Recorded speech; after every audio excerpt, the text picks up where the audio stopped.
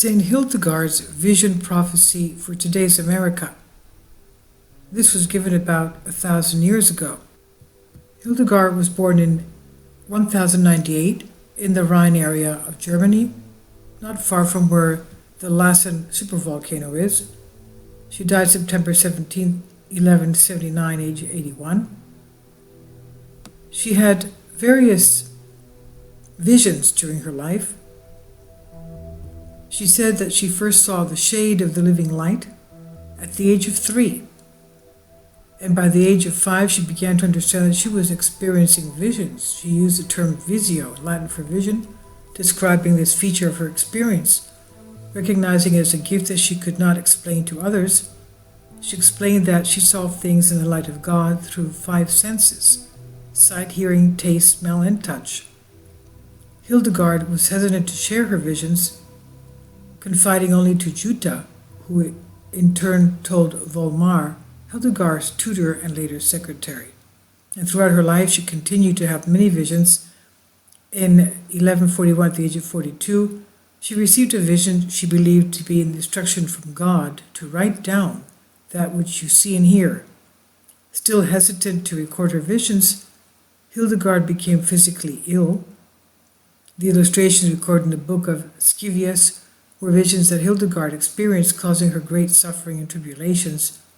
In her first theological text, Scivias, meaning know the ways, she described her struggles within. She was an abbess, by the way, of a convent.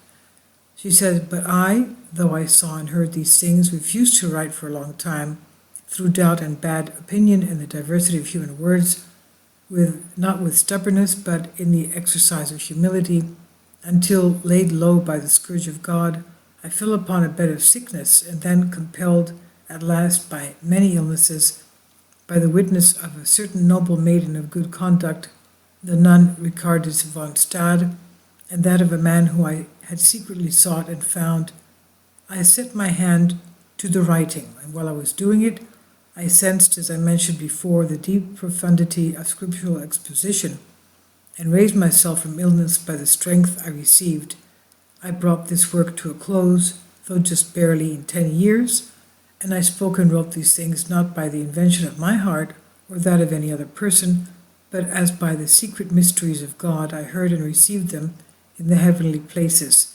And again I heard a voice from heaven saying to me, Cry out therefore, and write thus." In 1148, at the Synod of Trier, Pope Eugenius heard about Hildegard's writings. It was from this that she received papal approval to document her visions as revelations from the Holy Spirit, given her instant credence.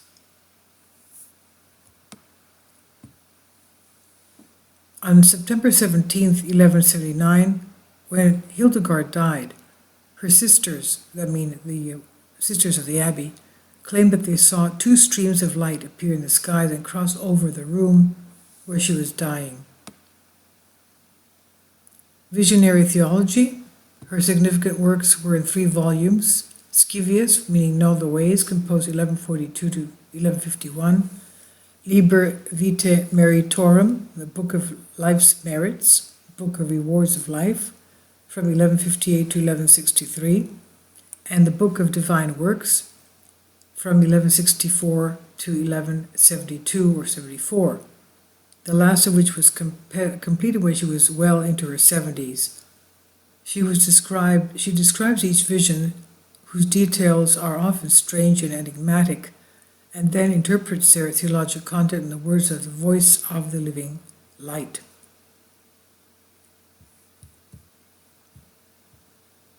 Now, her visions of America for today. 9 centuries ago, St. Hildegard experienced a prophetic vision of a period of time similar to our own. She called it the era of the black pig, the 4 or 5 symbolic animals representing successive historical period of time preceding the Antichrist. The 5 beasts of St. Hildegard, prophetic visions of modern society, lays out a compelling case that these eras have been unfolding in the recent history of Europe and North America and according to Hildegard, there are brief eras with distinct temporal rulers. In comparing the eras to recent history, 3 particular years within the 20th century make dividing it into 4 separate historical periods an easy task. 1914, 1945, and 1991 are natural dividing lines marking major social and geopolitical changes in the Western world. There's a general consensus among historians regarding the momentousness of these years and how they serve to divide up the century. So it can be divided into 4 eras, which we chose to begin the year of the loss of the Papal States in 1870. So that's 1870 to 1914. The second era is 1914 to 1945. Third era is 1945 to 1991. And the fourth era is 1991 to the present. All are geopolitically distinct and brief. And in her prophecy, Hildegard distinguishes each era by a specific social evil that she says is dominant throughout the period. As it turns out, her characterization of the unique social evils belonging to the first 4 epochs not only correlate to the 4 eras that made up the 20th century, but they also followed each other in the same sequence. In comparing the present era, which began with the fall of the Soviet Union in 1991, to Hildegard's era of the Black Pig, we find in Hildegard's description the same social evil that has been worrying many Christians for decades. Unlike the other eras, Hildegard describes this one strictly in terms of the behavior of its secular leaders. Quote, "Another is like a black pig, for this epoch will have leaders who blacken themselves in misery and wallow in the mud of impurity. They will infringe the divine law by fornication and other like evils, and will plot to diverge from the holiness of God's commands." End quote. This is a quote by St. Hildegard of Bingen, Scivias, translated by Columba Hart and Jane Bishop, the Abbey of Regina Laudis, Benedictine Congregational Regina Laudis of the Strict Observance, Paulus Press, 1990. Now, it does not infringing the divine law and plotting against God's commands accurately describe the goals of many Western governments today. America has enacted a myriad of laws that infringe divine law, including requiring Christian business owners to provide birth control to employees, the forcing of states to recognize the validity of so-called homosexual marriage and allow transvestites to have the choice of bathroom to use. If one were to include state and local legislation, the list of laws contradicting the teachings of the Christian church is surely the hundreds and growing. The madness and eventually consequences of this phenomenon will likely characterize this era in the eyes of future historians. Hildegard further prophesied that the respective social evil will persist from the beginning until the end of the era.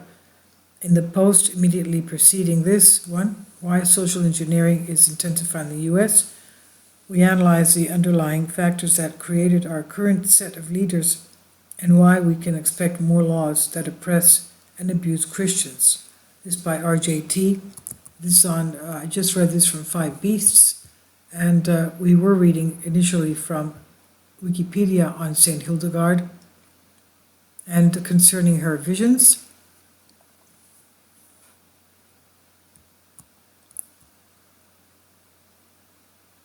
In early 1148, a commission was sent by Pope Théodosie Boddingen to find out more about Hildegard and her writings. The commission found that the visions were authentic and returned to the Pope with a portion of the Scivias. Portions of the uncompleted work were read to the Pope Eugenius III at the Synod of Trier, after which he sent Hildegard a letter with his blessing. This blessing was later construed as papal approval for all of Hildegard's wide-ranging theological activities. Towards the end of her life, Hildegard commissioned a richly decorated manuscript of the Scivias, although the original has been lost since its evacuation to Dresden for safekeeping in 1945, Its images are preserved in a hand-painted facsimile from the 1920s.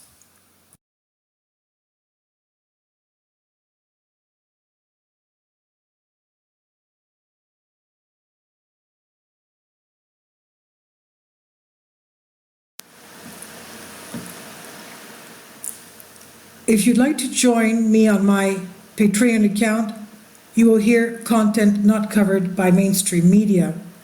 These riveting stories will be based on my research, and I will state my opinions and give my personal insight on diverse and controversial subjects and world events not covered by mainstream media, and not supported by YouTube guidelines. So whatever I have on my Patreon, most of those will not be on my YouTube channel. Please consider becoming a member today. More of the most significant and important videos will be on my Patreon channel. Your support helps me to continue my research and keeps this YouTube channel alive.